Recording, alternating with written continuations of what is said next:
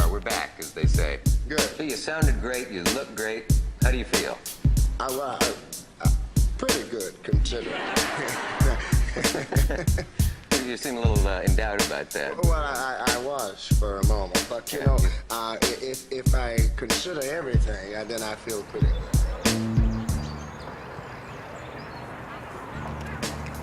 Recently, I've been thinking a lot about sex. As a university student, it's a popular topic around friends. Who's having it off with who?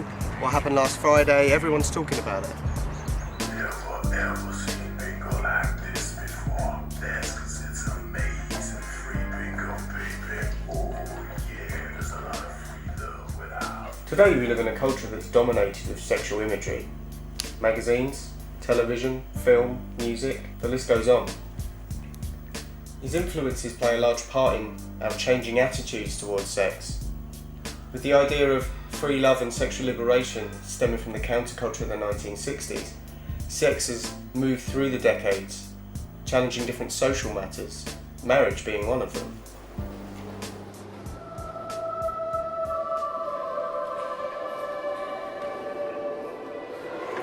Marriage and sex have an interesting relationship, both within a religious context and a non-religious context. So on my journey, I want to find out why it's so sacred to different religions.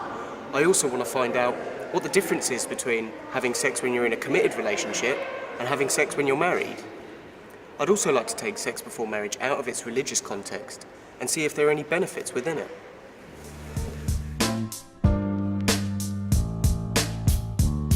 So my first question for you is, can you give a brief overview of the relationship between Christianity and sex? Is there a relationship between Christianity and sex? I think it's more about actually valuing yourself as a person, really. That there is something inside of you that was put in there for one other specific person, and when you realize that, when you see that that's how we were made, it's not that there's one specific person in the world ever made for you, and that you have to find that one person. You know, we do have a choice of who we want to marry and things like that. But there is that when you don't give yourself away, you honoring not just your body, but you're also honoring God.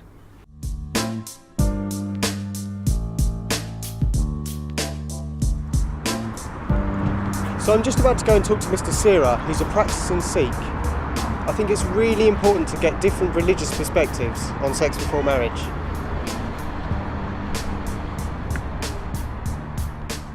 The relationship, according to Sikh faith, sex is a very precious commodity, and it's a union between a man and a woman. And for that purpose, it's not just a physical union, it's a spiritual union as well. And Sikh faith gives very great importance in dealing with it in a very careful way. You cannot be casual in it. This very difficult question you ask is a relation between the religion and the sex. Of course there is. The sex is simply for the pleasure, right, and to create babies, the future. Yeah? And that has to be between two people only. Yeah. It's not to share. You are a woman with somebody else, or somebody's one with you. It's one man and one woman. That's, we are very, very strict with that. Yeah.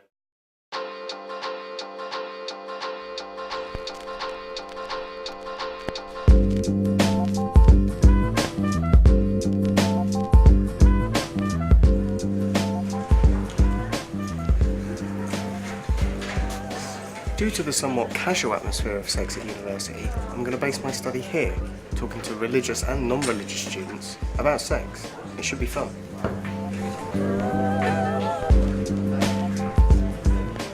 I don't think that sex is seen as much of a hidden thing anymore. It's more open. I do think there's a massive fascination with sex because you can't get away from it. It's all over the media. All the girls want to look like Beyonce. All the girls want to shake their stuff. You literally can't get away from it in today's society. With girls, I think sex satisfies a sense of belonging and being wanted, being needed, feeling beautiful. I do practice casual sex and I don't see there's anything wrong with it. To me, it's like an urge, you know, you get hungry, you eat, you get horny, you have sex. Looking at those perspectives, I then decided to pose one of my most important questions. If someone was in a committed relationship and they were having sex, that's not acceptable. No, that's not acceptable. It's not acceptable.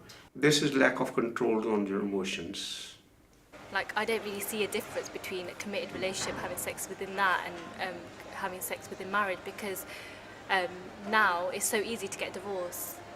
And a committed relationship, although you don't have the legal formalities within it, you can still break up with one another. It's similar with marriage, it's so easy to get divorced, so I don't really think that there is a difference within that. But obviously, being a Muslim, I wouldn't be able to do that because of religious reasons. I would have to have sex within marriage, I wouldn't be able to have it outside of marriage. If you really love somebody, I don't see why you cannot have sex with them if you think it's going somewhere, if you've been with them for so long, and if the love is there. Because it's the same feeling you would get in a marriage anyway, because that's what leads to marriages. So I think, yeah, you can have sex if you really love them and you see you and them going somewhere.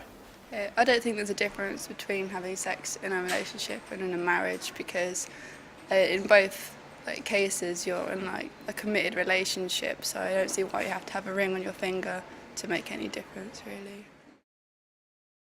Would you say that you have sex, casual sex, to satisfy an urge? Yeah, definitely. Sexual urge, what comes from male instincts, which is programmed in my DNA. I think if you enjoy sex, it's safe, and you're not hurting anyone, then I think it's fine. And I think that's the greatest deception, I think, is that you think it's not hurting you, but actually it is. Loads of girls are not really happy. They're sad even though they're in a sexual relationship or committed relationship even with someone. But they do know that deep inside that I think we're made for so much more than this. I think we're not just animals that, do it on Discovery Channel. They sang about it, and we're so much more than that. We're spiritual beings. You are not confident of yourself. You lose trust in people, and you lose trust in relationships. Once you've had a bad experience, you're always cautious. And no one can tell me that it doesn't hurt. It's a 24-hour hurt. I have been played with a bit and then afterwards just kind of chucked to the side. So I know how it is to be not even a proper relationship, but just to be that side girl, and afterwards just be tossed aside afterwards when I'm no longer important. I think even though you might not be religious, I think it's important to refrain if you're not ready, and also to respect yourself, because at the end of the day, as much as I can sit here and say I wish people didn't view women as sluts if they have sex, you have a personal reputation to upkeep for yourself, and if you respect yourself, then you respect others.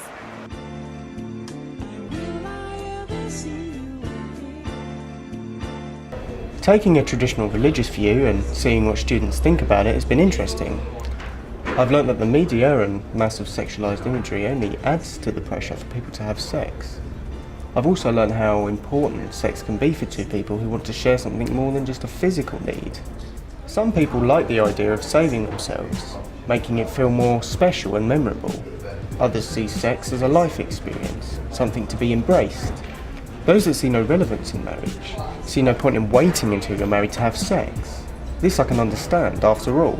If it's safe and you're not hurting anyone, including yourself, how can it be wrong? It's important to remember that it's always down to the individual and what they want. common word used by my interviewers has been respect. Although it's a cliche, it always does boil down to respect.